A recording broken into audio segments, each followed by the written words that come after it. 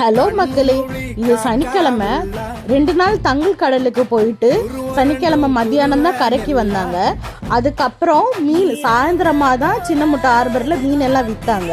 விற்றுட்டு வீட்டுக்கு கறிக்கு என்னென்ன மீன் கொண்டு வந்திருக்காங்கன்னு பார்க்கலாம். 2 போலா மீன் கொண்டு வந்திருக்காங்க.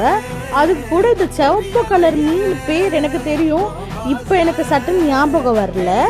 இது கூடவே போலா மீன் 3 மீன் கொண்டு வந்திருந்தாங்க. பார்த்துக்கோங்க, போலா மீன் 3மே கொஞ்சம் தரமாக தான் இருந்தது.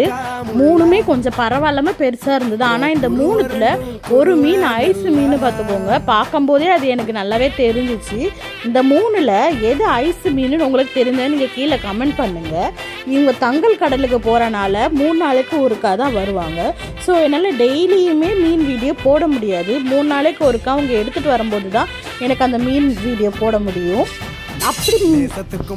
அப்புறம் இந்த கீழே 3 மீன் இருந்ததுல்ல சிவப்பு கலரில், அந்த மீனோட பேர் வந்து புளி மீனா.